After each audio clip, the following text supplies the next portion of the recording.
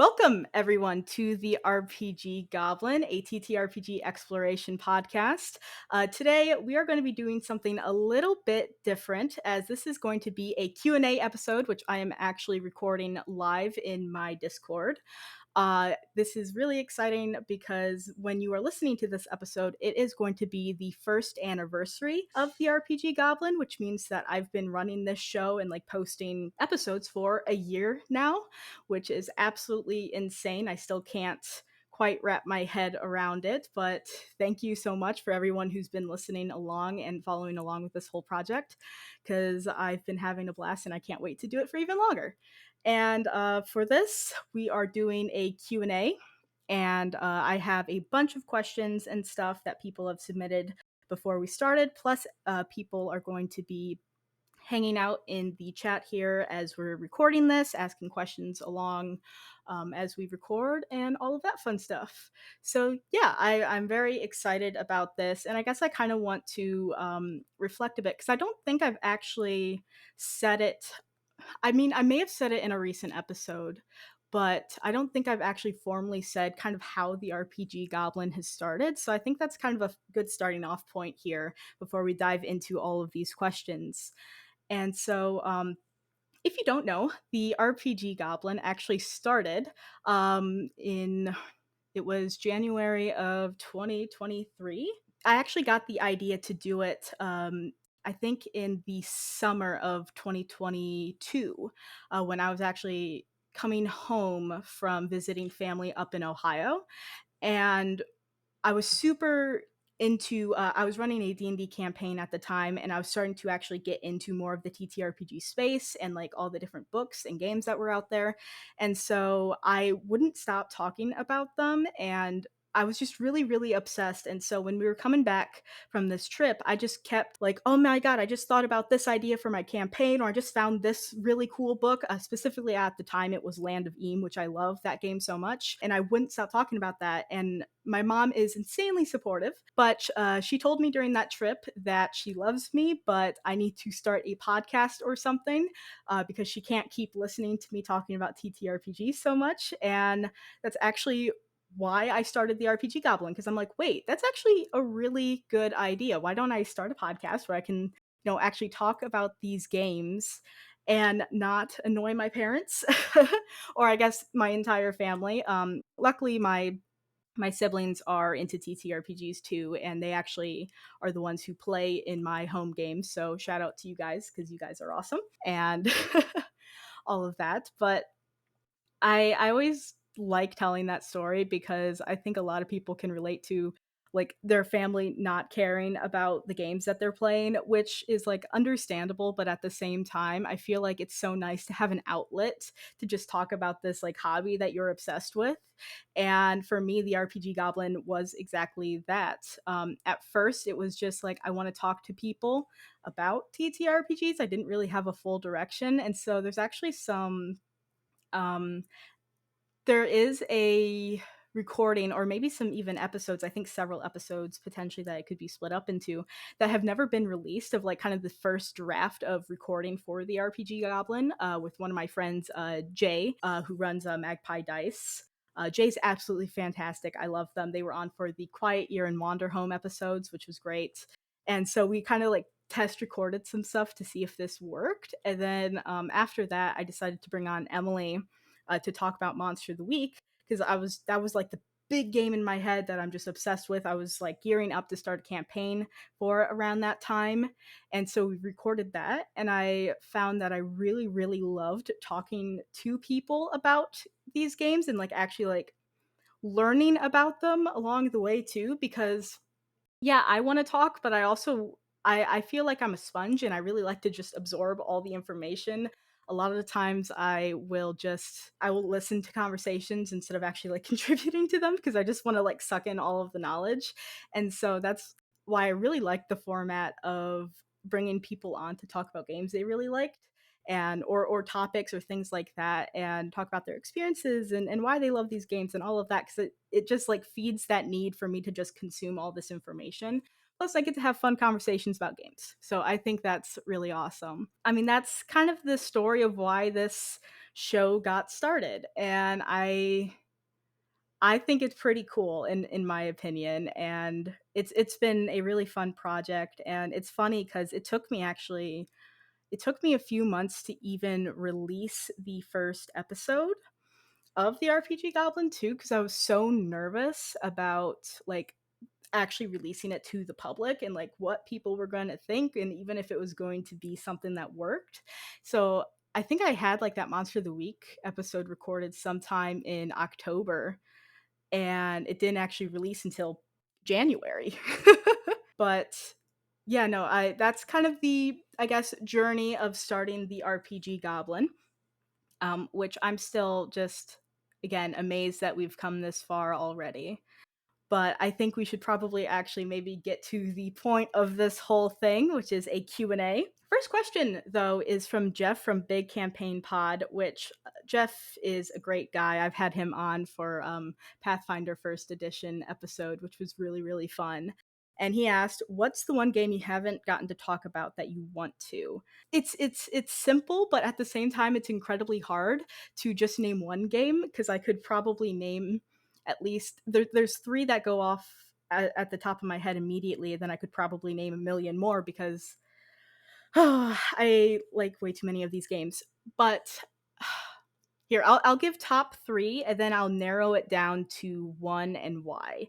So I think that kind of the top three games that I've been really dying to talk about on the show and find somebody to talk about it with on the show is Vaesen, Apocalypse Keys, and Land of Eam. The only one I'll give Land of Eam is that it's not officially out yet. It's still like releasing and printing its books from the crowdfunding campaign.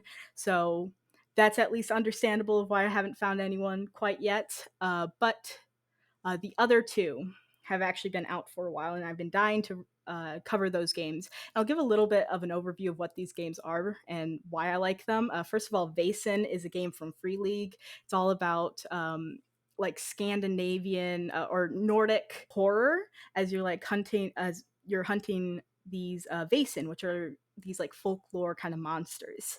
It's like a beautiful game. It's really gritty and really dangerous too. It's very easy to die. Um, I just love the setting of it, and it's also one of my favorite books to flip through and read because the art is absolutely perfect. I love the way that the system works and all of that. Then we have Apocalypse Keys, which is a game that I think went on Kickstarter last year, and that's all about playing as these Omen class, like really powerful monsters, who are hired by this company called Division to basically prevent the apocalypse from happening. Except the fact that as these monsters, if you can't control your powers, you can actually become a harbinger of the apocalypse and accelerate it and start it, which I just find really, really interesting. It's actually like kind of based off of Powered by the Apocalypse and Brindlewood Bay. And it's all about like these mysteries of trying to figure out who these harbingers and where these doors are that will actually, lead up to the apocalypse. And it's just a beautifully like emotionally tragic game. I love it. And then Land of Eam, which like I already mentioned before, it's not officially out yet, but it's a game that is basically Lord of the Rings meets the Muppets, which is my absolute favorite thing in existence. I love that concept, and it probably doesn't help the fact that my family actually calls me a Muppet. So I choose to believe that helps my connection with the game.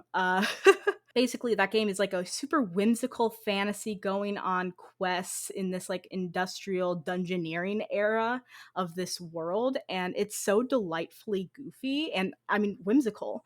And so that those are the top three I would say that I really want to cover on the show, and I haven't yet. Um, Though I may actually be doing an episode of Vaesen soon, so a little bit of a sneak peek there, which I'm really excited about. Uh, so I think I'll cut that one from like the top one, and I may say Apocalypse Keys maybe the top game, like the one game that I've been dying to talk about on the show and haven't.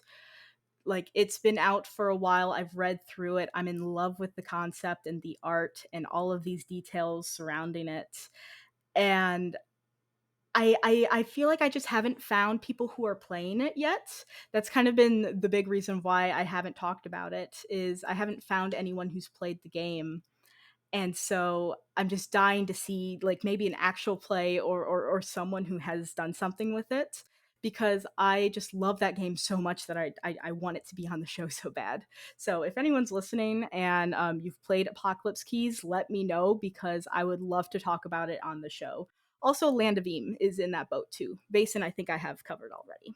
But yeah, Apocalypse Keys, I think, is the one game that I've been really wanting to have on the show and haven't been able to cover yet. So thank you, Jeff, for that question that I may have overcomplicated a little bit, because I can't just pick one TTRPG.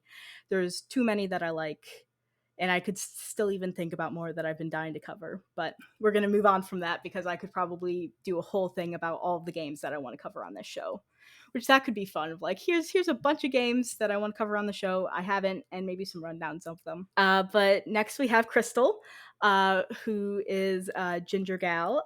She actually is the writer of A Divine Calling, which is a game that I really love as well, and that I can't wait to actually get. But she asks, what is the one game genre that I feel is underserved? And for me, I actually think that is horror. Specifically, like with TTRPGs, horror TTRPGs, I think is really underserved. And I think a big reason for that is that they can be really tricky to pull off. There's some big ones out there like Dread and 10 Candles and Call of Cthulhu that I think are kind of the titans of like horror TTRPGs. And those are all really good games. 10 Candles is still one of the ones that I want to try really, really badly. I need to get like that dark cabin in the middle of the woods. Um, but I think the horror genre for TTRPGs is pretty underserved, especially ones that don't feel super clunky to use. Because I was actually recently I have a friend's birthday that just came up, and something I like doing for my group is running like these birthday one shots. So I've done quite a few games so far, and for this friend, they are super into horror, and so I was trying to find like a good horror game to run for them, and unfortunately we are online, so stuff like 10 Candles and Dread had to be cut immediately since those have really important physical elements to them.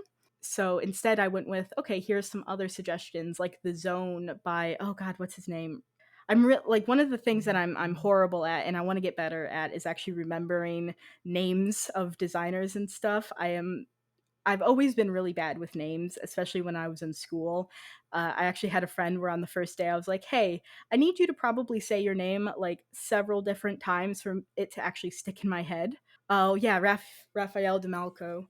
But I was going through like all of the horror RPGs that I have on my like mega Google Drive of TTRPGs, and I felt like I couldn't really find anything that really fit, especially an online horror game that didn't have to rely on things like a Jenga tower or candles. And so I think horror RPGs are really underserved for me. Ones that are simple to use and ones that don't require a physical element, because that kind of eliminates the possibility of online play unless you're really creative to get around it. I know 10 Candles has a tabletop simulator like mod, or there's not a tabletop. There's a mod on Tabletop Simulator that someone made where you can play 10 Candles, which is a way that I would like to try and play it if I was able to get a group together online, since that at least you can try and simulate some of those real life environments. But yeah, I think horror TTRPGs. I'd like to see more of them. And so, I mean, this is also an invitation if anyone would like to send me horror TTRPGs, cool games that you think work really well in the horror genre. Because right now I know like 10 Candles, Dread, Call of Cthulhu. I think like there's a game called Bluebeard's Bride or something. I think that's horror. Brindlewood Bay is also technically horror-ish as well. I know they have elements of eldritch horror in them, but also you play as a bunch of cute old ladies like solving mysteries, which I just think is really cute. So it's hard to be like spooky game when it's really cute. Um, but maybe there's more within the indie space that I just need to check out. So I actually probably know more solo horror games. which I love those, and I'll cover some of those later since I know there's a question about solo TTRPGs here. But yeah, I think horror, and maybe I don't know. I think there's a lot of sci-fi and fantasy and modern out there, so I think that one's the big one for me. From Stinkmeister, which I just have to say I love that name so much. It always makes me crack up when I see it in the Discord. Stinkmeister asks, "What the most unexpected twist or turn that you or your players have introduced to a TTRPG world, catching you completely off guard?" Now, this one's actually kind of gotten me stuck as I've like tried to think about some examples, and it may just because I haven't been playing a lot of consistent games for a while. So I feel like my memory's not great on this for some of the games that I've been that have had like big twists or turns. Uh, but I think probably the one that comes immediately to mind is in my D&D, in my first D&D campaign that I was running with my friends. One of the characters was actually connected with this like demon lady, and she kind of was provoking and kind of a jerk. But she would show up every once in a while, and she was kind of becoming the main antagonist for the game. Sadly, uh, we ended up killing the game before we were actually able to really get any payoff from this villain. But what I ended up doing was a game recap, sort of, or like kind of where my vision for the game was going. And in that, I actually revealed that during this whole time, they've been trying to figure out who this lady is. And all they knew is that her name was Abaddon and that she was a demon, or yeah, that she was a demon specifically. And so that was the only information that they could find, and they couldn't, like, in game research, they couldn't find anything. And I reveal at the end, as I'm doing kind of this epilogue thing, that surprise, surprise, she's actually been a god the entire time. That surprised a lot of my players of like, are you serious? And kind of the whole reason why she was a god, I had it planned since the beginning, is that I'm super into I really love pantheons that involve multiple different gods. And so when I designed my pantheon for my game, I really wanted a bunch of different gods. And for me, I didn't want gods that were just good. So specifically, Abaddon was a goddess of like pain and tyranny and like all of these different things. And she got off on basically causing people pain, and that's why she was connected with this character, because kind of the whole story that this character was going through caused this person a lot of pain, and so she kept pushing that character further and further and further to mess mess with her, like she was basically playing a game. And so that was like a huge twist at like the when we were wrapping up this game, is that she was an actual god. And so I thought that was really really cool. And in that same, I mean, that especially, was a huge world thing. And I wish I had an answer specifically for like a player that had like a huge twist or turn within the world. But I don't think I've had like a really big moment yet where my players have introduced something insane to the world. Since we all started actually playing D&D and in public games specifically, and still being really collaborative in the world is still new to our group, especially since like we've only played our first non D&D game this year, and I always try to remind them that they can add elements to the world and bring in their own things. But I do know one that got me is in that this one isn't world specific, this is more character specific. Our paladin within that D&D game that I was running actually changed their oath like midway through the game. And that surprised me a lot because this wasn't something we were really planning yet. And so we sit down to play and we're starting to go through these motions, and the character that's been kind of tormented by this, now we know God, but at the time devil, like revealed all this information about, you know, like what Abaddon's been doing and all of this. And went over this whole thing of how this character kind of went through a breakdown after Abaddon kind of pushed her a little too far. And all of this was like talked through. We made sure this was fine. um and then later on, that like later in that day, that character ended up locking themselves in the bathroom, cutting off all their hair, because like on top of that, they had a lot of personal information come up through Abaddon, and her kind of being on the opposite side of their god, and or at least, knowing her as a devil so far, obviously she was on the opposite side of their god, but then she actually was like the polar opposite of their god. And they ended up like doing this whole transformation, like cutting off their hair and like physical transformation, and changed their oath from a paladin of glory to a paladin of vengeance, to get back at this demon lady for hurting their friend and basically being against their god. And it was like this really big thing that I thought was so freaking cool. That was really awesome. But that, like, technically that wasn't like a huge world like twist or anything, but that was just a really cool moment and something I loved from my players, just bringing in their own agency of like, this is what I'm gonna do. And I think that's super awesome. And I hope for more of my players to bring in like big world twists. But yeah, let's probably move on. I feel like this may go for a little longer than I'm intending, because I am really bad at uh, trying to keep things short when talking. I just talk a lot. So yeah. All right, let's continue. So from Technomancer Kyle, which Kyle, you left so many questions, and I'm so excited to get to all of them. Uh, First question you have is, how has running this podcast changed you or your perspective? And I think this is a great question, because for me, running this podcast has changed me a lot. Specifically, it's definitely changed my social life. Um, Before I started the podcast, I recently moved to Florida, and I don't love Florida, and yeah, it's not fun. But I recently moved to Florida, and by doing that, I left a lot of my friends behind in Ohio, and I'm really bad at like kind of keeping in contact over text with them. And so I was getting pretty lonely around that time, and I reconnected with some of my older friends, and we got, some groups together. I started to play like that D&D game, and now we're playing, Monster of the Week and such. But other than like a select, I don't know, like two people, I didn't really have other people in my life to be talking about with stuff.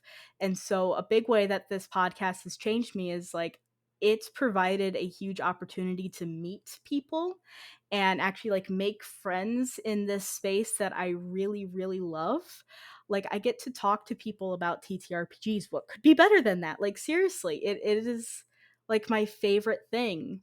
And it's changed me because I've actually have friends now, and I've learned a lot as well. The way that I started to, you know, b- running my first ever D&D game, which was about 2 years ago, to now, I have learned so many different things about running games, about game theory, about all of these concepts that I never really considered even when I first started to get into playing TTRPGs, especially when I first started to play D&D. I had no idea anything that was going on then. But like, I have changed so much just with my GMing, because like, especially with like collaborative storytelling, learning more about that and wanting to implement that more into my games.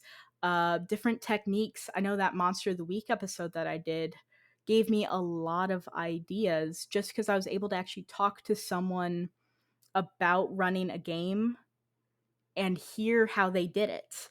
And so that gave me ideas. Even if I didn't implement every single thing, it at least got my brain going on stuff. And I also think it's really helped me as a person too, because I used to be a dice maker before this, and I loved doing that, but I was pretty to myself on stuff. And that was just because I was kind of uncomfortable putting myself fully out there. And with, the RPG Goblin, the whole thing is like, you know, I'm promoting this podcast. I'm the host of it. I'm the main person that's always going to be on every single episode. And it's kind of forced me out of my comfort zone to really put myself out there and more confidently too. So it's changed me in a lot of different ways. And it's changed my perspective on games so much because I definitely was someone who thought like kind of the GM controlled everything, especially like early days of me playing D&D 2. And I mean that has been mythically changed as I've learned more by running this show. So it's changed a lot about the way I perceive TTRPGs and even my own personal life too. So I'm just so thankful for this show. It's been life changing. I mean, clearly. But second question that Kyle has: is there any lessons you want to share to anyone wanting to get into making podcasts? And this is going to be very specific to like my journey. I recorded several different episodes before I released the RPG Goblin. It was months. It took me months to actually release them, and it took me until I told myself to not be a coward to do it. So my biggest advice is just start. If you want to have a podcast and you want to start a podcast, the best way to do it is to ignore all of the thoughts in your head that is like, what if this fails or anything like that. Just start doing it. And if you have fun doing it, then you're going to want to continue, and don't worry about what other people are thinking. Just you should be doing something that you enjoy and just start doing it because it's so easy, at least for me specifically. It's so easy to put it off and be like, yeah, this show may not really be any good. People may have different opinions and may disagree with it. Don't care about any of that. Well, I mean, I like, and it's hard to say that because like even now I still care about what people think about the show, but those thoughts are always going to be in your head, and it's easier to just try and push past them and just start it. Just start the thing, and that's my best advice. Just start the thing is my lesson. But also, learn a little bit about microphones and stuff like that, because I recently like listened back to the first episode of the RPG Goblin, aka the Monster of the Week one, and I realized how bad my mic quality was. And even though I think that's still a fine episode, it hurts a little bit because it's like my mic quality has definitely improved, and I think it makes for a much better listening experience. So do look into microphones and getting one that doesn't sound terrible for your first episode. Um, but other than that, I think for me, like all of this has been I've been learning it along the way. And so it's hard to give like a bunch of lessons on like, here's how you do it. But yeah, I think the biggest one is just start it. I think that's the best advice and lesson that I can give. Um, what is my favorite type of character to play? This is also from Kyle. So I personally am a forever GM in my group. I I love it. It's one of my favorite things to do. So I don't really get to play a lot of characters. I mean, I play a lot of NPCs, but I haven't played too many like actual player characters, especially recently. But one of my favorite like archetypes of like characters to play for NPCs is like the soft boy. Specifically, in my D&D campaign, we had an NPC named Kane, and he ended up becoming the boyfriend of one of the characters, and he was just a really caring and soft person, and the character who was his girlfriend was actually the one getting kind of tormented by this devil, or by this demon lady. And he was like with her during the whole thing. And even in my Monster of the Week campaign now, we have a character named Raphael, and he's actually probably the party's favorite NPC, as he's just like this really caring guy, but he's like super like upbeat and into it. And he's like, yeah, let's go out for drinks, Pidge. Like, we're gonna be best friends. And like, I just really love playing kind of that.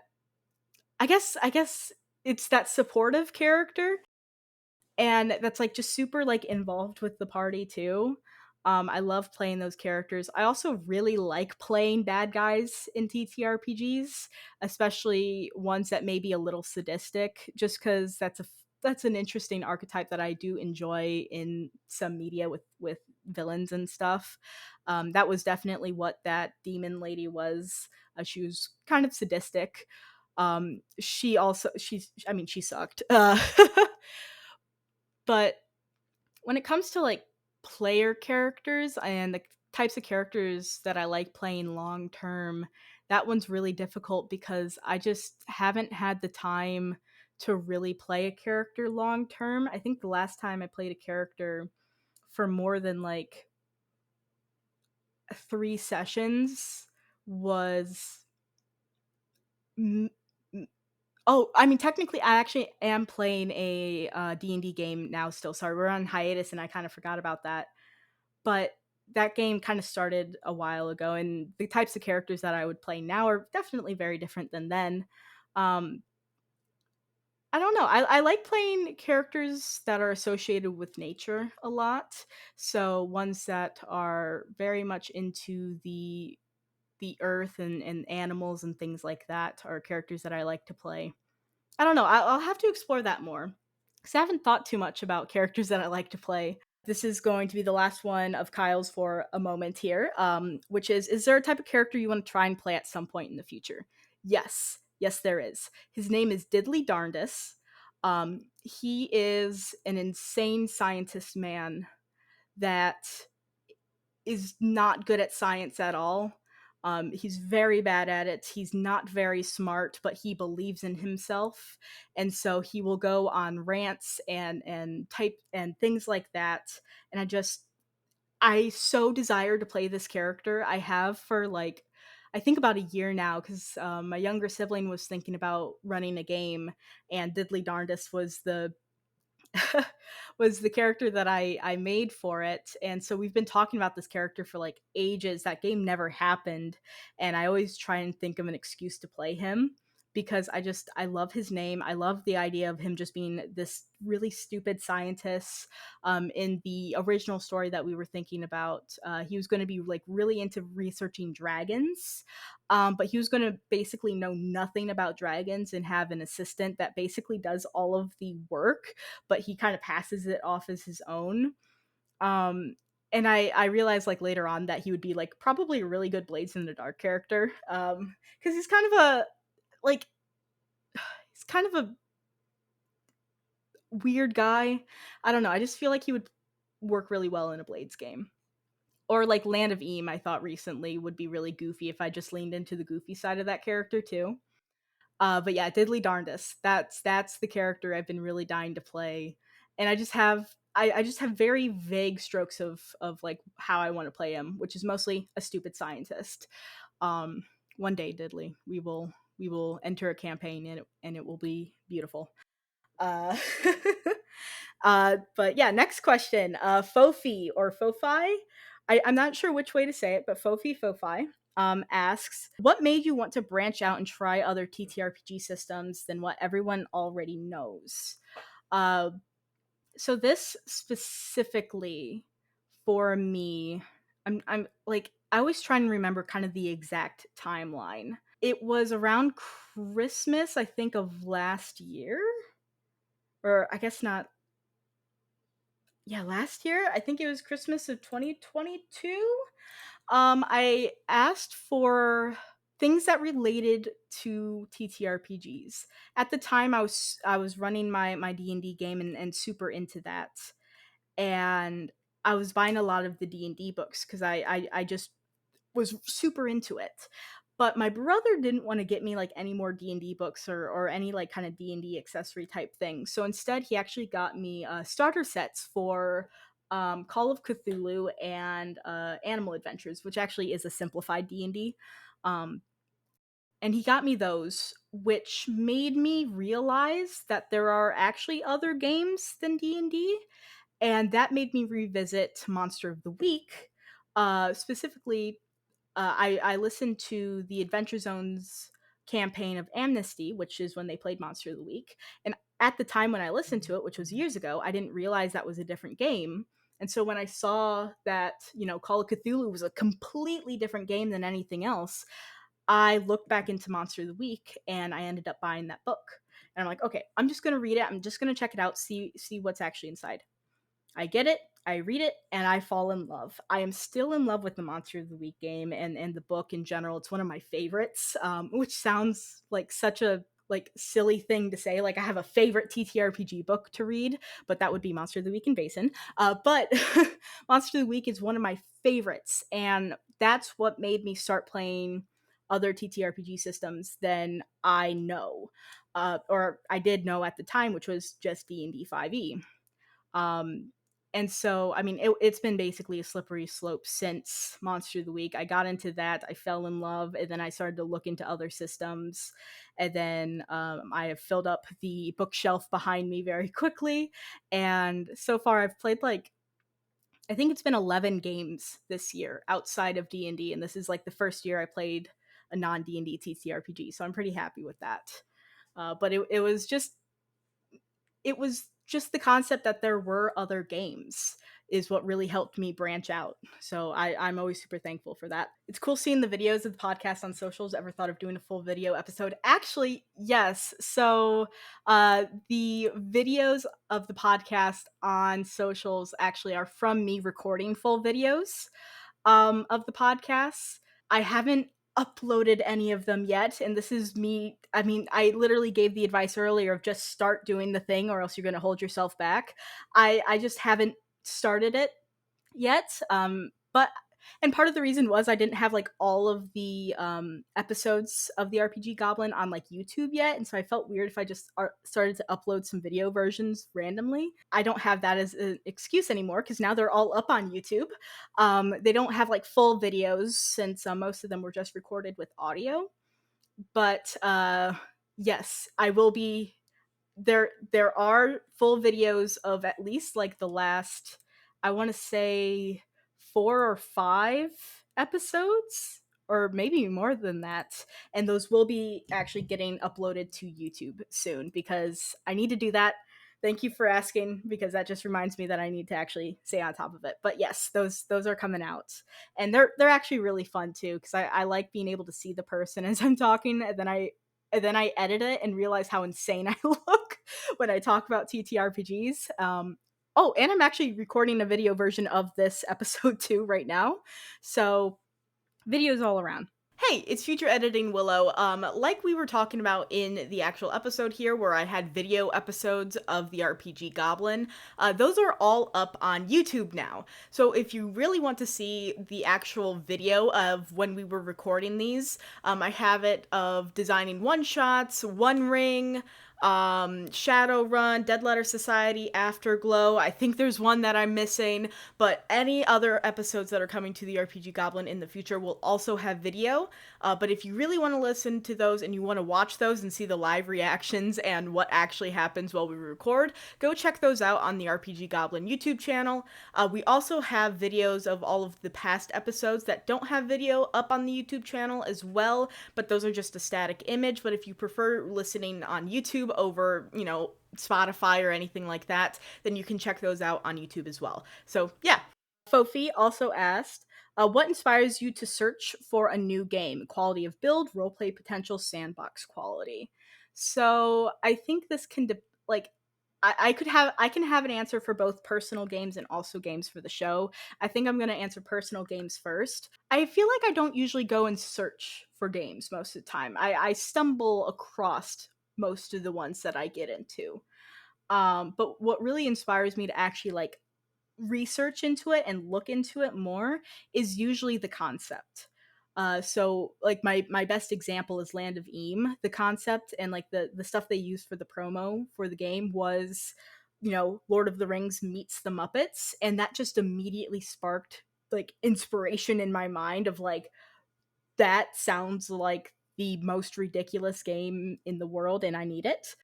So the concept is usually one of the biggest selling points for me because I'm pretty flexible in trying different systems. I usually prefer things that aren't super, super crunchy, just because like I love rules and I love mechanics, but sometimes I only have so much time to learn the rules and mechanics, but it's usually the concept. If the concept sounds really cool to me, I will usually look into the game or buy it.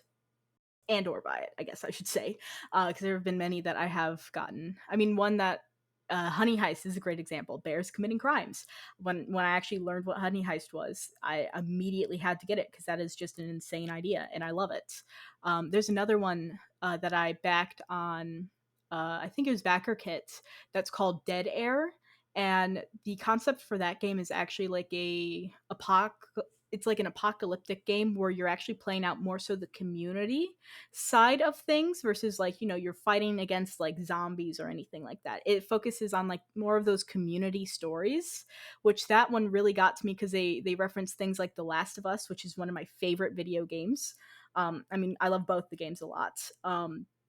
And also like the Walking Dead. And for me, early Walking Dead I really like, especially when it's focused on the community and like the community and how it's thriving and trying to survive in the early seasons. Like that really got me. So it's always going to be the concept for me.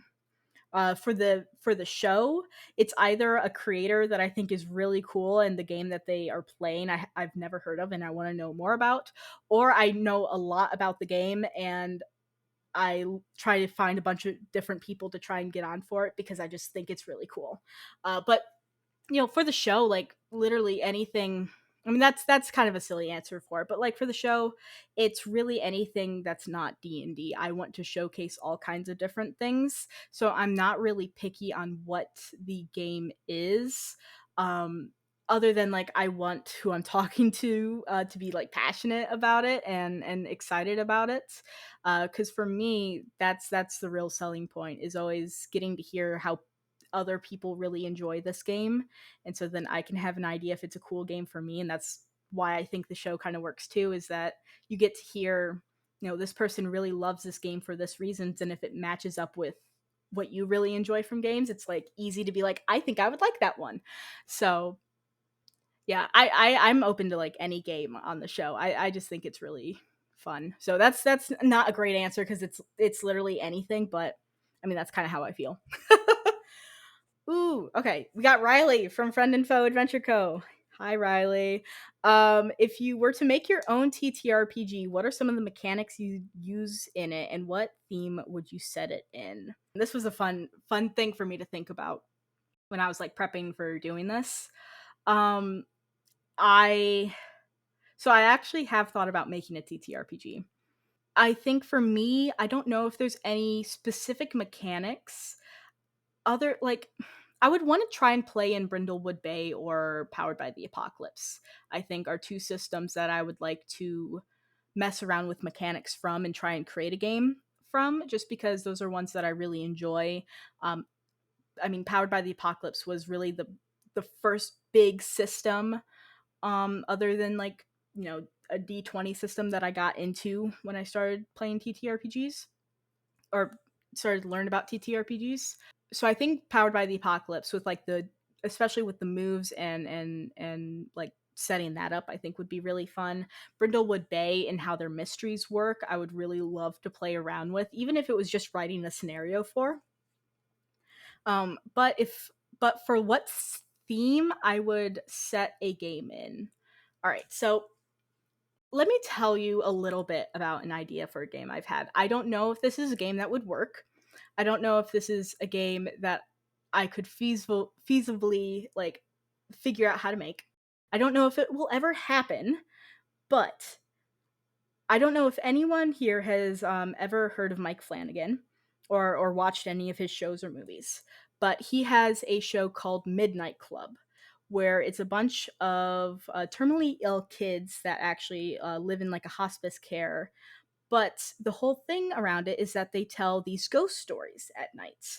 And a lot of these stories come from like their personal experiences and kind of telling their story through them, and even like what they fear and things like that. And I just think it would be really neat to have a TTRPG that is revolved around telling ghost stories. I don't know how it would work. I don't know any of the details, but I just really like the idea about, especially if it was like, you know, teens to like young adults telling these horror stories. I mean, Midnight Club works really well since like a lot of these things is like, a lot of the stuff is surrounding death and kind of dealing with that, especially since they know they're going to die. And so, I mean, I think the biggest challenge with that would be like trying to find exactly, what the stakes would be and things like that.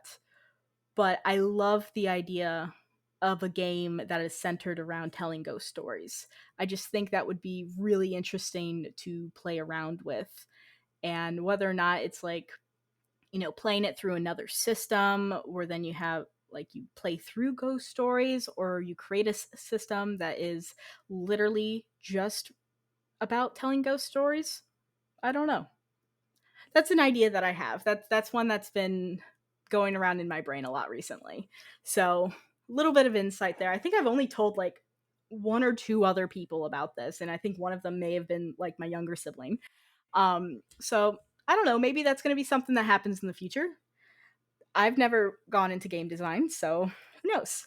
But actually, building off of those questions from Kyle, uh, Kyle asked, would you want to work with someone and collab build something? I assume like a TTRPG.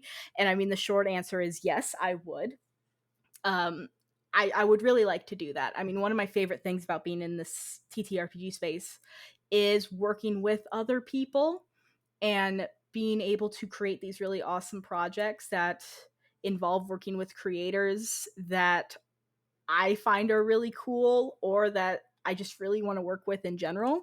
And then you also asked who would be fun to collab with on it.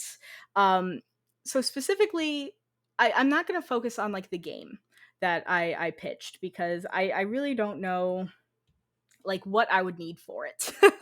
I would have to do a lot more research on like who I would want to be a part of it. But um man, I mean, people that I would like to collab with when it comes to writing a game. I think recently I've talked to two designers that I really connected with. Rory Montfort, who created Dead Letter Society, is someone that I think I would really love to work with one day. Uh, like if I had to pick some people to like collab on a game with, Rory Montfort, and also Steph from Fistful of Crits. Um, I a little bit, I guess, of some spoilers. I recently recorded an episode with her, and we ended up most of the time getting really deep into like game design and talking about like play styles and different elements like that. And so I think I would really like to collaborate with her on a game or something, because that would just be really cool. But I mean, like literally any creator that I follow, I would love to work with. Either if it's with like just coming on the podcast or like coming onto their show or something like that. I I'm just really open to it because I think it's really fun. Bunch of different experiences. I mean, actually for November, um I did some like interviews. I like went on to other people's like interview shows, and that was really fun to kind of be on the other side of it, since I'm so used to like hosting them. And so it's like, oh wait, I'm actually the one talking most of the time. This is strange. Well, even though I do talk a lot in the RPG Goblin, don't get me wrong, but I try. It's usually the focus is on the guest. I guess I wasn't used to the focus being on me, and so it's like, oh, this is interesting. But those were really fun, which I think the Billowing Hilltop interview, the like a short little one came out, and then I think the other ones that I was on haven't been out yet. But when those do come out, I will definitely let you guys know because that was very fun. So next question from Parker from That One Nerds. What's been your favorite all-time character you've portrayed in a TTRPG? I'm going to give you one that's been from a long-term game, and I'm going to give you one that's been from a short-term game because I've played a lot of like one-shots recently, and there's a specific character there that I want to shout out as being like one that I would really like to play more of. Um, but my probably one of my favorite characters that I portrayed in a TTRPG was Athena. She was a Circle of Spores druid from one of my first ever like private D&D campaigns, and more by that I mean just like a game that wasn't public with a bunch of players. Um, with or I shouldn't say a bunch of players, a bunch of strangers that I didn't know. But this was like an actual like one of my first like private games where it's like, we arranged this game and want to tell this certain story. Um but Athena, she was my Circle of Spores druid, and she was like a Fey wanderer. She was an Eldrian. Is that what they're called? I haven't played D&D in a while. I haven't even looked at like the names and stuff. Eldrian, like kind of the season elves from the Feywild. She specifically was a spring elf, and she was just really adorable. But she was a Fey wanderer and basically would just take notes, and she just wanted to see new things in the world. She was just a curious person, and she was so fun to play. Um, though the one thing I'll say is that that was pretty early on in my like TTRPG career, so I was still getting used to the concept of role playing. Because I'll tell you what, I was not good at role playing when I first started it, not good at all. Um, and so there were some things with her that I wish I could do better. But I think for like a longer term character, Athena was definitely one that I really loved to play. She was just really fun to just, I don't know, be curious and want to check things out. I realized that I have another character that also was really fun, but I'm just gonna keep it to Athena because I just have really fond memories of her. And I would really like to bring her back for another game to like do her some more justice. But for a short term game, I would say Anthony March from the Paranormal Inc. episode with Game Master Monday.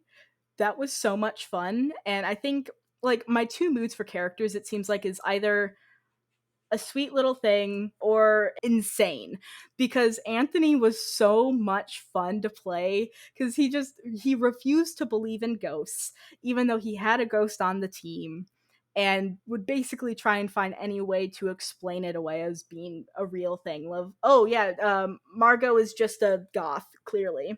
It's like, Anthony, no. And I still give so much praise to Pond, Jenny, and Grant from that episode, because Anthony was was a difficult man to deal with. But yeah, that was so much fun. That it was a fun episode. I would love to do a longer game with Paranormal Inc. because that was a blast to do, and the ghost storage facility was a really good scenario as well. So I think like favorite character for a short term game, Anthony March, insane man, the skeptic, uh, fantastic guy. All right. Uh, let's move on. Second one from Parker from Nat One Nerds. If you could commit to a campaign for a system you haven't played yet, which one and why? Land of Eam. Land of Eam through and through. Why? Because it's Muppets mixed with Lord of the Rings. Do I have to say more? But if I do, it is because it is just a delightful mix of goofy and whimsical and just insanity, along with like being a solid game too, where you're going on these quests and adventures, and they have all these like random tables, and I just love the setting for it. I love all of the like character options. I love like the crafting in it. I love the magic items in it. I don't know if there's a thing in that game that I don't love. So, if I had to commit to a campaign for a system I haven't played yet, like especially a long-term game, it would be Land of Eam immediately.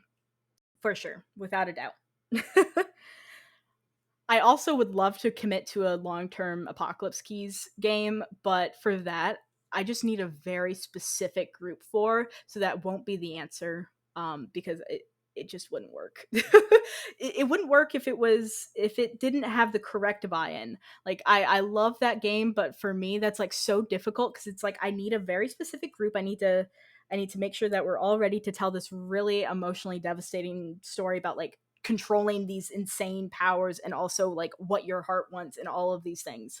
So Land of Eam is the for sure answer, because I feel like there's too many others that are like too complicated. Land of Eam I just feel like would work in general, and I just think that system would also mesh really well with the kinds of games that I want to play. So yeah. So, next question, now that we actually got done with those ones because I missed it, oops, is from Toffer from the Petticoat Tales. Um, Asks, what's one skill you learned that instantly made you a better GM? Now, I feel like it's hard to narrow it down to like one like skill because there's like so many different things that I think has changed the way that I've GM'd. And I actually asked this question to my younger sibling to see what they would say because I was thinking through it a lot, and their answer was accepting that mistakes happen and being able to move on from them is a skill that made me a better GM. And I mean, I have a hard time arguing against that. Um, I think there's still times that I struggle with that now, but I think I agree that that's something that has really helped me become a better GM is accepting that mistakes happen, things won't go the way that you plan because they never will, going with the flow, and I mean just not taking it like I shouldn't say not taking it serious, but I mean it is partially that being able to adapt and not worry about making those mistakes has definitely really helped me become a better GM because it's hard making mistakes in these games because you want it to be this perfect experience and this perfect game, but that's almost never going to be the reality of any game. Even if you think it's a perfect game, like you could probably maybe your favorite game, the GM, there were parts that they were unhappy with, and I think that's just natural when you're creating when you're like being creative with something, especially like as the GM, I think specifically because you are putting a lot of work into these games, it can get so easy to feel like any mistake can be like the end of the world and that you're a bad GM for it. But I don't think that's true because it's just all part of the learning process. And so I think learning that mistakes aren't a bad thing is definitely a skill that has helped me even not in just my GMing life, but also like my real life too. Um, Even though I'm still getting better, like I'm still learning that lesson, but that's one that has changed my GMing a bit to be for the better. But man, this is interesting. This is really fun because it's almost like being on an interview show, but like I don't have someone necessarily like directly asking me the questions in the moment. And so it's kind of fun to just get all those thoughts out because sometimes on the show I feel like I don't say enough things about like kind of my background and my thoughts in space because it is focused on the game sometimes. So this is a fun kind of way to go behind the scenes and like talk about some of these things. I love it. This is a great time. Also, I'm going to take another sip of water because I'm dying slightly. Another one from Toffer from the Petticoat Tales is, what have you learned about podcasting that you wish you knew when you first started? Um, this is an interesting one because for me, I'm pretty okay with the journey that I've gone on with podcasting. I pretty much knew nothing at the beginning. I didn't really know how to edit audio. I didn't know how to edit, period. Up until that point, the biggest thing that I edited were like pictures, and that's way different than editing for a podcast. I didn't know anything about distributing it. The only thing I really knew is like the social media side, just because I had a business previously where that was, important. So I don't know if there's something that I wish I knew before I started because I'm pretty, I accept that most of the stuff that I've done isn't perfect. I know that, I still have plenty of things to learn with audio editing and how to market the podcast and finding guests and things like that, and even the structure of the show too. But I'm happy learning that along the way just because I like the experience of it. I like it's just been a really good challenge, so I don't know if there's something that I wish I would have known beforehand. Maybe that it's not as scary as it seems. Like, if I was able to like go to the past and tell myself something about like podcasting that I wish I knew, is that it's not that scary. Like, it may seem really scary. You're putting yourself out on the internet. You're telling your opinions and feelings and stuff like that, and that's terrifying. But to actually like do it, it's not that scary, and that I've got it. So I think that would be the only thing, because I'm happy with learning in the rest of the journey, and maybe also doing backup audio. I'm realizing, because I just remembered that I did a really hard edit not that long ago, and I was suffering for it. So maybe backing up all audio, and also that it's not that hard. Or not that it's not that hard. It is hard. It's not that scary. It's going to be really hard, and there's a lot of things I'm going to have to learn about audio editing and marketing it and all of that, but it will be fine. Just back up the audio. Cuz I swear there have been maybe like 2 episodes so far that have had an ideal audio conditions, and it tears me up every single time. And then on top of that, I had 2 episodes that actually got deleted. So there are 2 episodes of the RPG Goblin, and I made it very obvious just because I was having a really fun time with it. Uh, that are actually re-record or that were actually re-recorded because I completely lost the audio files. It was back when I was actually just editing the podcast on my laptop, and my laptop wasn't great, and I needed to remove some files to free up some space because I was editing a new episode and I needed to download it and stuff. And without even realizing it, I deleted like 2 episodes, and I spent like the entire day trying to get them back for it just to be moot. And oh man, that was really hard. And again, another reason to create a backup and also save it on more than one device, which is why now I make sure to save everything both on my hard drive and on my actual computer. It's so stressful to lose an episode like that. I'm glad that we were able to recover, because I was stressing out a lot, since that was like right before I was going to basically take a break for the entirety of July, because I had my partner visiting, and then I was going to visit my brother up in Ohio, and I was like trying to get I actually edited all of the episodes for July before I even went, because I'm like, I want to keep uploading during the entire month, but I don't want to have to worry about it while I have like traveling happening or people over. So I think I edited like 8 episodes that month because I had to do all of this prep work beforehand. And one of the episodes that had to be in July ended up getting deleted. And so, like, I had to scramble so fast of trying to get it out and like get it recorded so that I could actually be set for for July. Oh man. It's so fun to remember these things, and how scary it was as well to like lose the audio too and lose those files. Like, I'm oh man. This is such a fun time to reflect.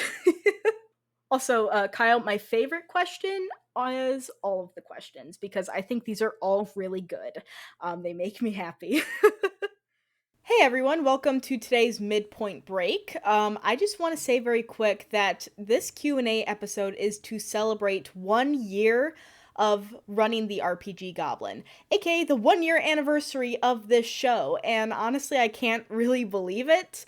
It's crazy that it's been a year already, and it doesn't quite feel that way, as it's just been a real blast to do. I just want to say thank you. Thank you for letting the RPG Goblin be around for a year, run for a year, and that people listening are still here. So, yeah, thank you so much, because you were the reason why I was able to do this Q&A episode. And thank you to everyone in the RPG Goblin Discord for submitting questions for this Q&A, hanging out during the live recording, and all of that.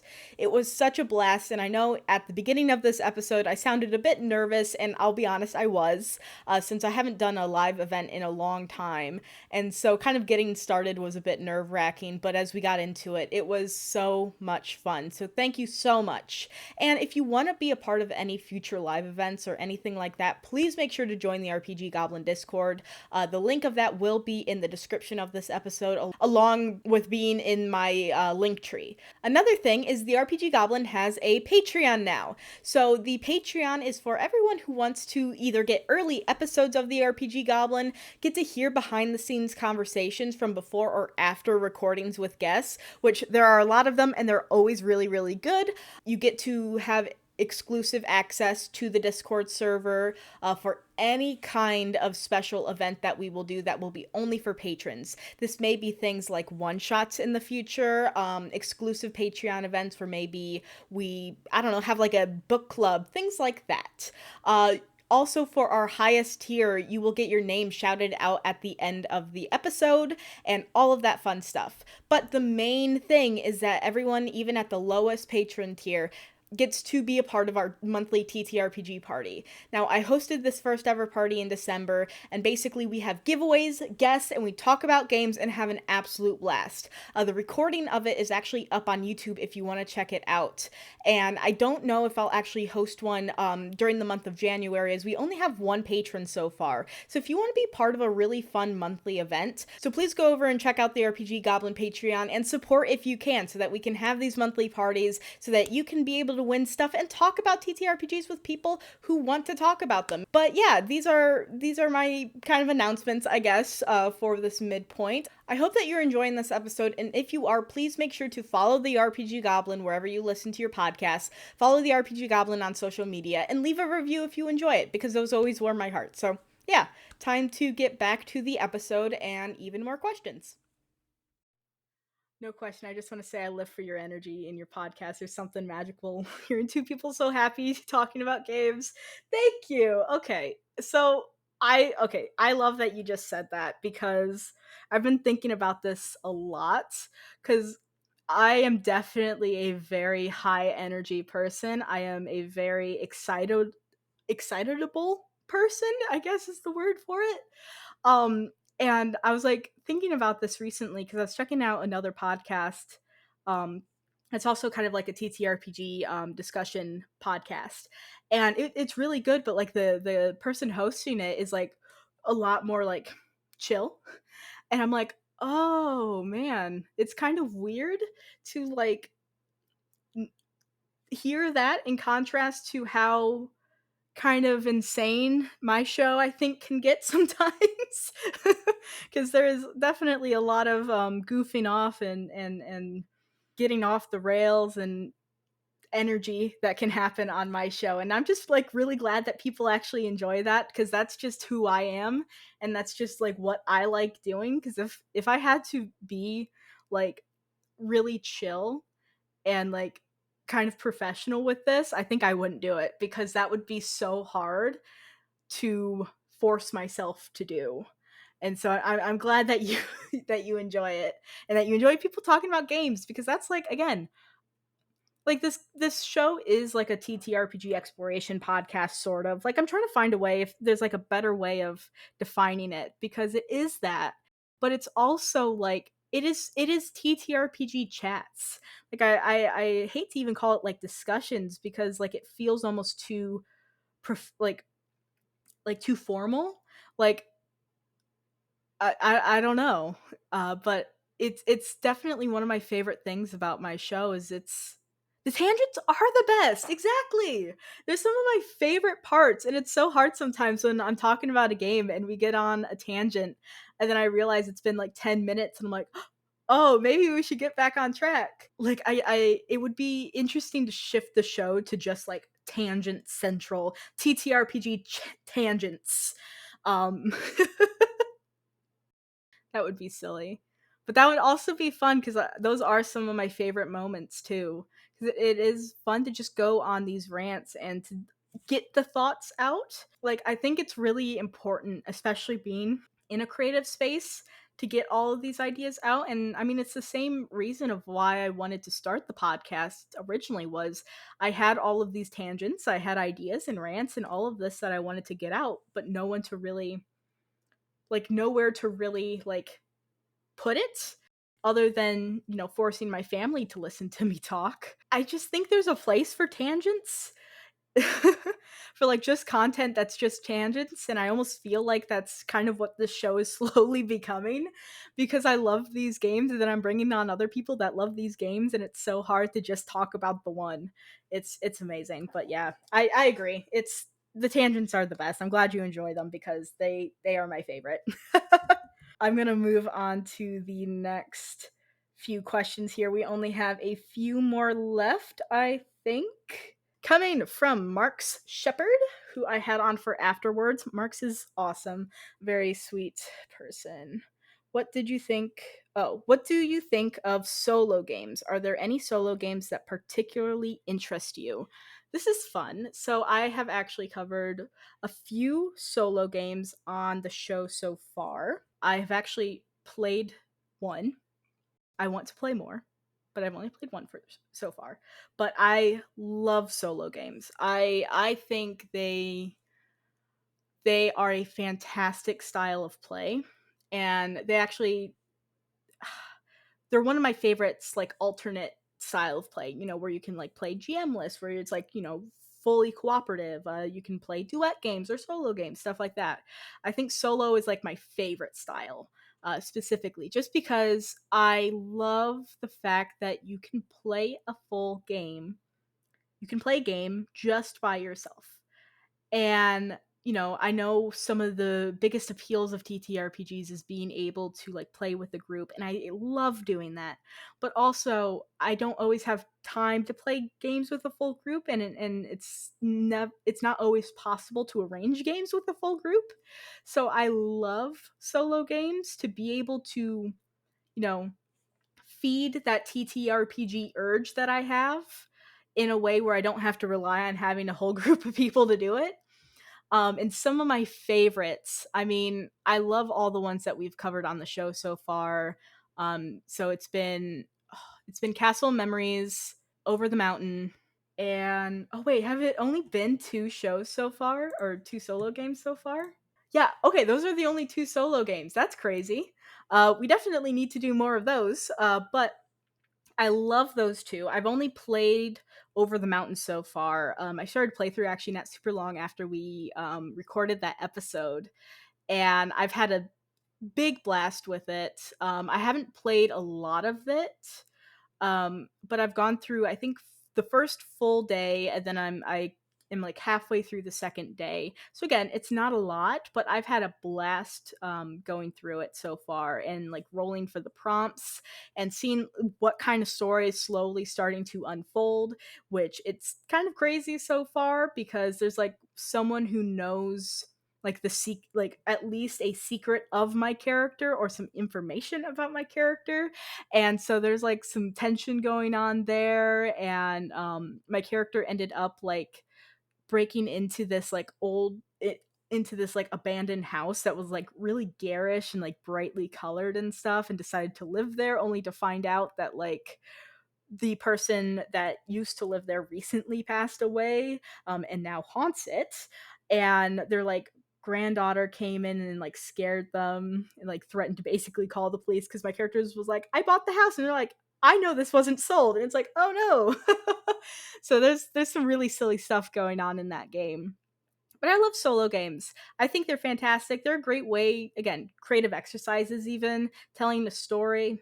It's really good. And some other ones that I really love. There's a game called Seven Murders Till Sorry, let me re-say that because sometimes my brain doesn't say the words correctly. Seven Murders Till Midnight.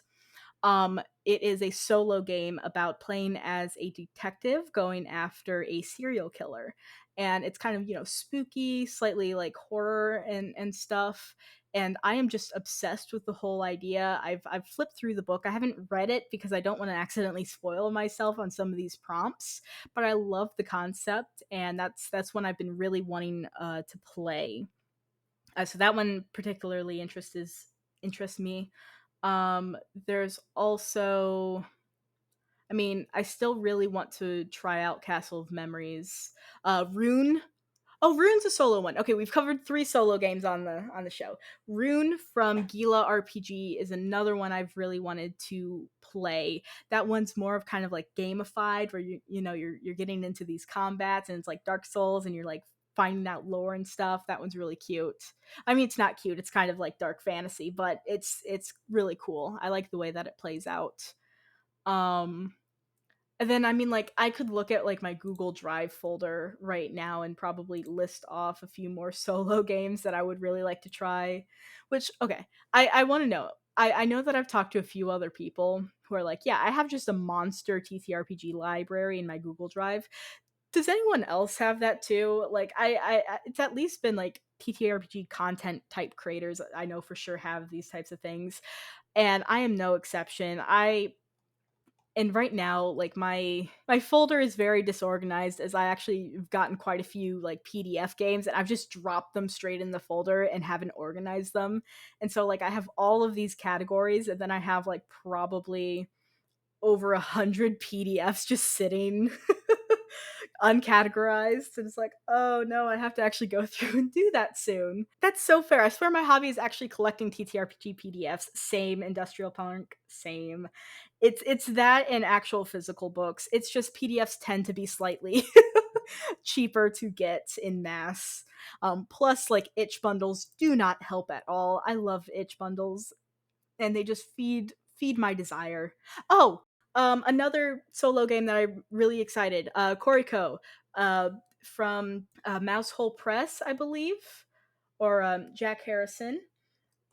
It's yeah, Mousehole Press. Yeah, Koriko. So that one's actually like being a young witch, and like you're leaving home and you're going on like like a magical journey to like find yourself and stuff. It's really really cute. I've been really wanting to play that one.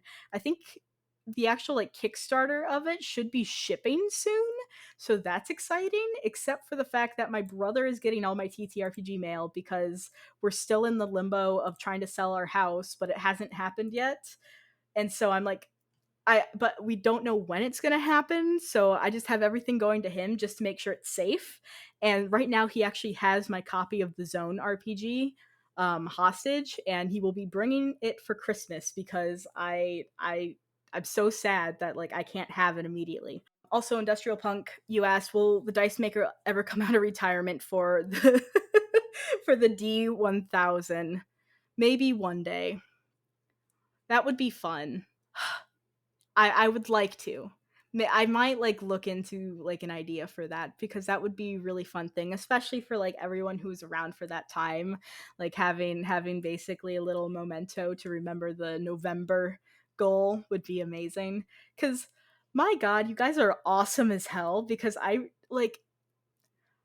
was hoping that we would hit it, and I just didn't think like I was hoping, and the numbers seemed on track, but like it still surprises me that we actually did it, and then we like even went beyond that. And so, like, I mean, this Q&A is actually like a special thing for making it over like a hundred over the goal. So like, thanks to you guys, we can actually do this Q&A. I mean, I think it was probably getting around time to do one soon, because it's we we need to talk about, I don't know, questions and stuff. Alternative, my hobby is just thinking about TTRPGs I don't play and run enough. Same. I wish I could play so many more, and it's actually gonna.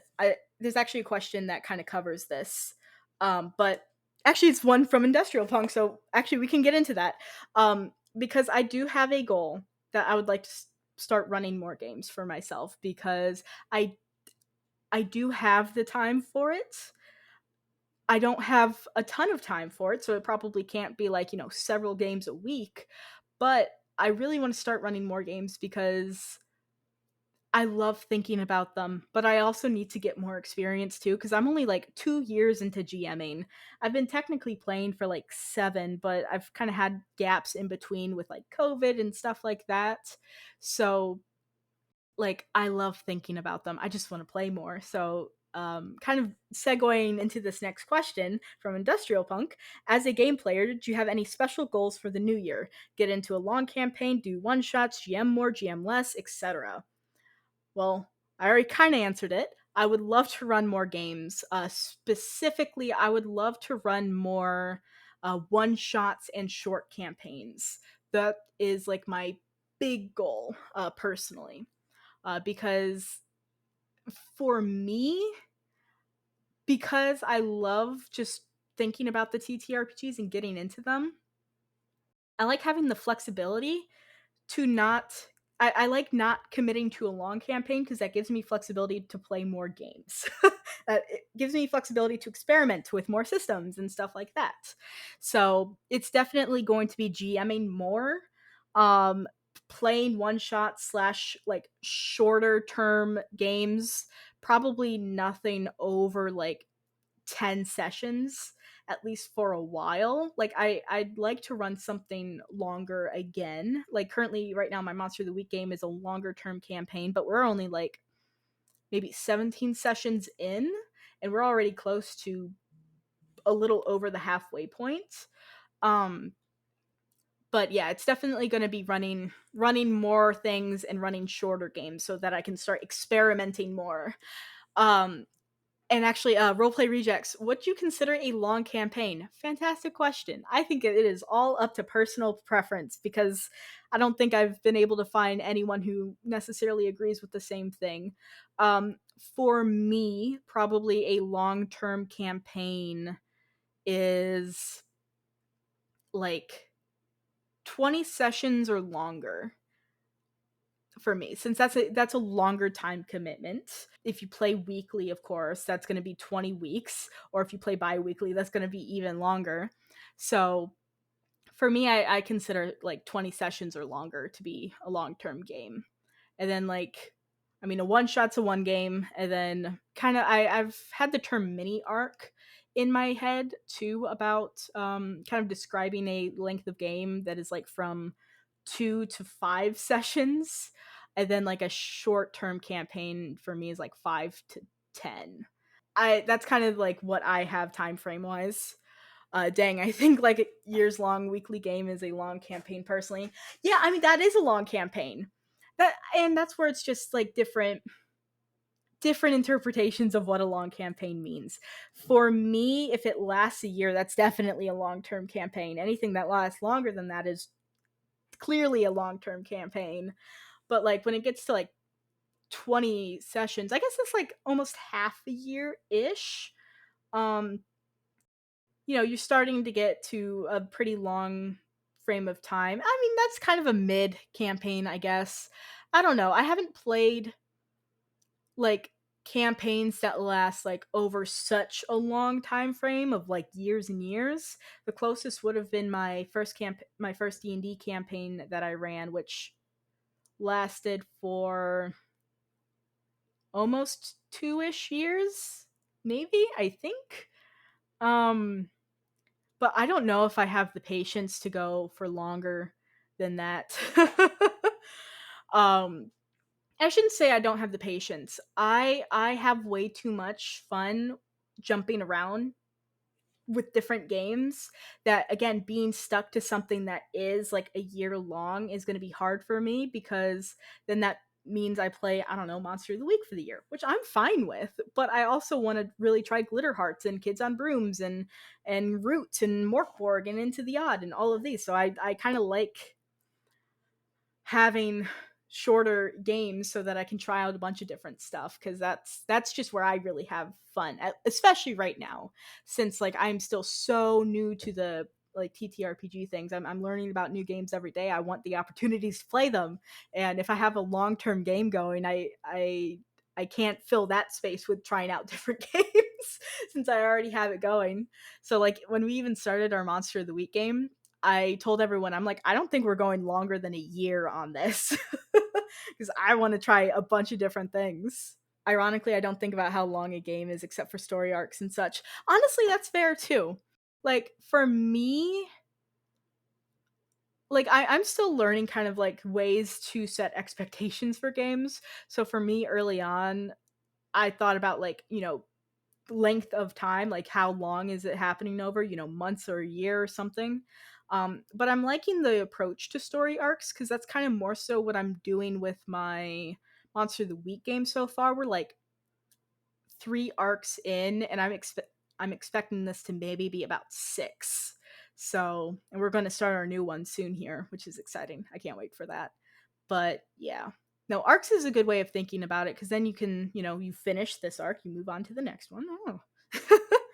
I feel that the main reason for us starting the podcast was to break away from the long term so we can actually try those different games. Exactly, which I think that is a fantastic reason to start a podcast. Especially like you guys have done so many cool games so far too, which is awesome. And that's kind of what I've been wanting to do, except I don't know if I like the group that I have right now has the time to run then or to play in a whole separate other campaign. Also, hey Danny. But this time my brother Danny. Hello. Hey Dan, do you want to do you want to play in several long-term games at the same time? Several sessions a week? Yeah? Okay. I mean, Dan the Goof Man is my brother. Say hello everyone. He's a cool guy. But okay, I mean if you're down to run more, I mean I've been wanting to again run more one shots, especially in some shorter term stuff. So I am going to do that soon. So yeah, if you're always down, you can just join the ones that you can, and we'll see what happens. Yeah, we should get this going. We need to play more games. This is great. So you put him on the spot in the actual chat. He has to say yes to playing more. Yes, the answer is always more games. Family is the best party. Exactly. I love playing with my siblings a lot. You do always say yes, but sometimes you don't have the time, Danny. Sometimes you don't have the time. But yeah, but now you're saying yes, so we're good now. Yeah, no, family. I love playing with my family. I mean, the whole reason I got to even playing D&D was because Danny was playing in a public game of D&D at like a local game shop, and so we just went from there. And so he's kind of the gateway drug of why, or D&D's the gateway drug, but he's like the person who introduced me to it. um yeah, you were the dealer, exactly.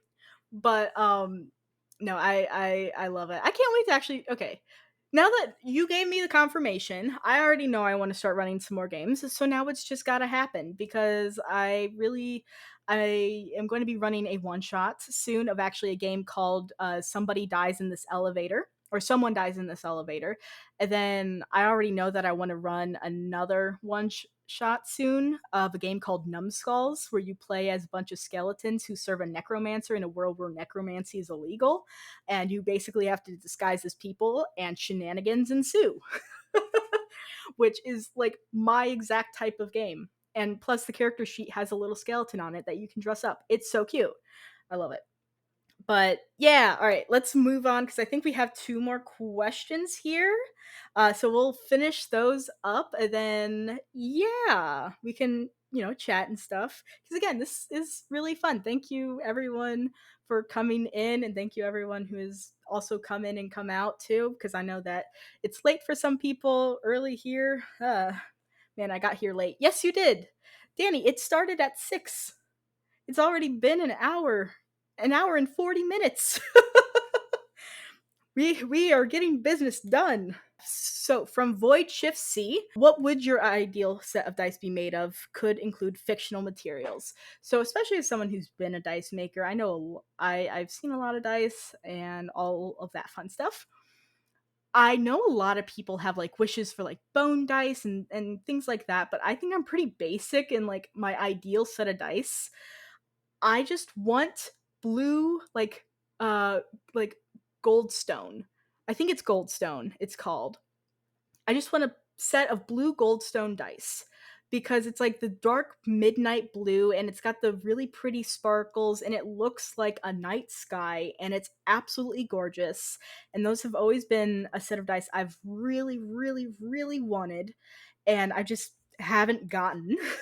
I would say another one that I really wanted too, but I actually do have a set of these, is dice that have mushrooms in them, but I actually did get some that have these mushrooms and that are actually inspired by The Last of Us. And even the shot called like a brain hemorrhage because it just reminded me kind of a little bit of that Last of Us style with how the fungus grows and stuff. And these are like really really cool dice. I love them. They're from Poison Dice on Instagram, who I love her. She makes fantastic sets, and I have a few from her that are just gorgeous. But those mushroom ones were custom, and I'm just in love with them. And the last question, at least here in our chats, we are not the chat, but the pre-question chat, I guess, or the pre-live chat. I don't know, however you would call it, is from Kyle. Kyle asked, "You completely forgot, but your friends are coming over slash jumping into a Discord call in 30 minutes and are expecting you to run something. What are you running?" I love this so much because, like, that is such a stress dream to me. Is like I was expected to run something and then I wasn't prepared to run it. Like that, even as someone who usually does mostly improv for my sessions, that still like stresses me out that I'm going to forget about a game or like forget that we were going to play something and I have to last minute prepare. I may have had this happen to me once or twice in my life as a GM. No. Well, I'm curious of what you ran. I would love to know what you ran, but my answer would probably be definitely Wizards, Honey Heist, or Numbskulls. Like those I mean, Numbskulls has been just on the brain for a little bit now, just because I've been thinking about running it as a one shot. But those three I think would be like my top contenders, just because they, I mean, Honey Heist is goofy bear criminals. Definitely Wizards is just pretending to be a wizard. And I've run Honey Heist and definitely Wizards before, and I absolutely loved doing it. It was so much fun and so insanely goofy, which again just kind of fits the style that I really like. And Numbskulls I haven't run, but I know I'm gonna like it, and they're all really simple and all have like stuff that you can on the fly create some scenarios for, which makes my life slightly easier, and I can improv from there anyway. So those are the three. I would do one of those three. Any of them would be a fantastic option because I mean, they're just going to be really fun. Unless they're expecting me to run something like really serious, then I don't know why they expect me to run something serious short notice. But short notice is probably my fault in this scenario if I forgot about them. But if I had to run something like a bit more serious, I would maybe run the Zone RPG, uh, especially if it was online. They have like an online version of it that's like super easy to just like get in and play for, and you don't have to do any prep. So I would kind of cheat and maybe run something collaborative too. I don't know. It's any of the shortcuts there. Something that's easy, one page, collaborative, like those are going to be fun and will not stress me out. Oh yeah, collaborative all the way. I mean, I was for this friend's birthday who's coming up, when I basically pitched like four different games. I'm like, we could play any of these four for your birthday. You tell me which one you want. Numbskulls was one of them. The Zone RPG was another one. Brindlewood Bay and a game called Somebody Dies in This Elevator. Two of them were collaborative games because I want to play more collaborative games. And Somebody Dies in This Elevator, or Someone Dies in This Elevator is one of them that is collaborative and won. So I'm very excited for that, which means I don't have to prep anything. And we get to all have shenanigans of trying to die in an elevator, and it's going to be awesome. So I'm really excited about that. Though I'm curious, Kyle, of what you've run, especially, I know that you've played a lot of Pathfinder and stuff too, and I would hope that they wouldn't expect you to run a last minute Pathfinder game because that would be terrifying. At least for me. You love doing off the cuff Pathfinder? Not even sarcasm. I'm sure you do. I'm sure if you are comfortable with the game, I'm sure that it is very fun. As someone who's not comfortable with the game because I haven't played it yet, it sounds like a stress stream to me. I mean, like, playing anything off the cuff, I think is always going to be really fun. Just because, like, you don't get in your head about all the prep that you have to do and, like, all of the little details where it's just like, okay, we're just going to do this and see what happens. which I don't know if I've run proper like off the cuff game. Maybe our Honey Heist game that I did, because like I literally didn't get a lot of sleep that day. We like were out the entire day. I was exhausted, and all I had written down was a were that the bears were going to be stealing a prized honey ham from a bodega. It always seems straight from pre-gen adventures anyway, and I just riff off the other players' backstory. Honestly, that's so fair. Yeah, just like take from the backstories and just make something work. Because I think that's also really fun. Because again, you don't have like all of the overthinking brain that can happen in between, and so you can get something that's just that works and that is kind of more improv there, which I like. Why do you think I don't ever prep for Monster of the Week? Honestly, fair. Why don't you think that I don't prep for Monster of the Week, other than like the arc preps that I do like every so often when we start a new one? Like I think it's so fun to go to do more improv. Those are still semi prepped because I did, have to set up the story beforehand. But I would love to do like a maybe a Monster of the Week one shot where it's like, okay, we're gonna play Monster of the Week, and then just figuring it out as we play. And Honey Heist was madness. I once had a whole adventure planned for the Fallout RPG, but one of the players had a backstory about wanting a Fallout style motorcycle. I just trashed the entire adventure and went for that concept. Okay, that's really good though. Like that's a Fallout style motorcycle, because that's fun too. Like just a goofy idea, like trash everything else. That's the winner. Which have you done like long term like games like that where you've played for like over maybe a one shot? Because for me, I feel like those ideas really work for one shots, especially since it's like we're just doing this for a session. But have you actually run ones that are longer than that? There were multiple times in my life, and honestly depends. When I was less of a focused dev, I did lots of random generic TTRPG system games and said, hey, let's pick a known world and fuck around in it. Commonly with the system was Cortex Prime. Oh yeah, that's fun. Actually, how is Cortex Prime? Because that's been one that I've been wanting to look into. And I think I for a little bit when I was still learning about TTRPGs, I got that one and Cypher confused a lot just because they all had to they both started with the C. Wesley and I have done a duet where I had nothing planned because I want to test my skills, not to brag, but I think I'm pretty good at it. Okay, you are good at it though, because you didn't like prep anything for the Cottages and Cerberuses game, and that was so much fun. I still talk about Wendy to this day. Our freaking satyr, our satyr frat boys. They're beautiful. It's a base system. It's pretty hackable, which is great for not planning. Perfect, exactly. I still have nightmares about the mycelium network. Yeah, I don't, because I successfully took over the world. I got what I wanted. That was so fun though, because I'm like, I just wanted something with mushrooms, and because I named mycelium, I'm like, okay, something with mycelium. I'm just gonna have a network where I can be able to tell where things are and see things through a reflection pool. And that was just really fun. I loved the mycelium network. It was great. Literally every single person like had such a cool idea for that game. Like I love what you did with the world and setting up the setting of it. I thought that was fantastic. I love what all the rejects did as well. Like everyone's characters were on point, and still love that we all were like, we want to play mushroom guys.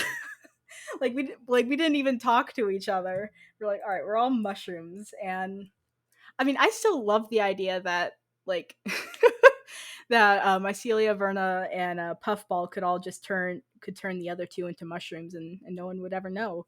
We could be a whole mushroom gang.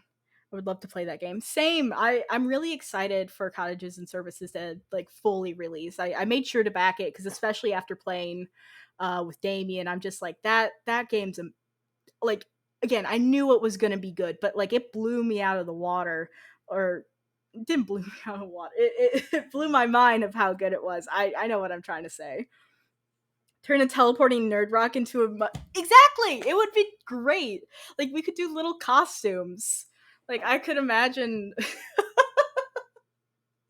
we could spray paint the rock to look like a puffball and give it little eyes and arms like Puffball, and that could be Puffball's child.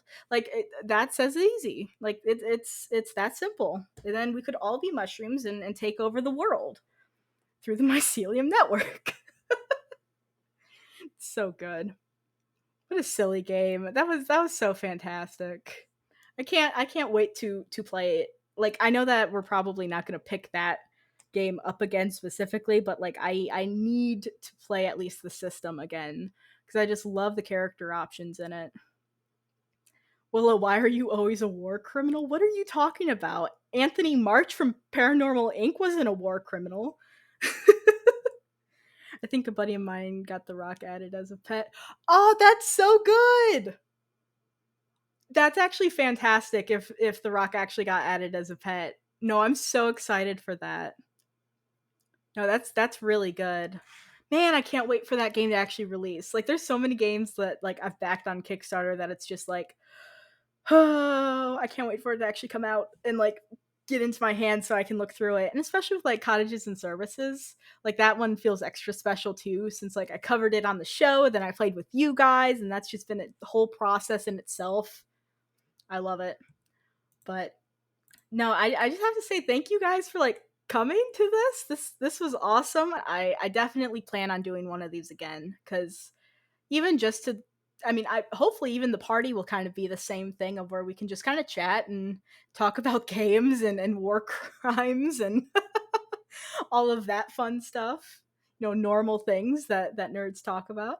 I think we'll probably end the actual Q&A here. So thank you everyone for listening to the episode. For those of who that are listening to it, thank you everyone who came on and like actually hung out during the live bit of it. This was super fun and a blast to do, and I'm so excited to do another one of these. So yeah, this was awesome. Let me know what you think. And I always feel weird trying to end an episode, especially one where I'm just the one talking. So I guess bye.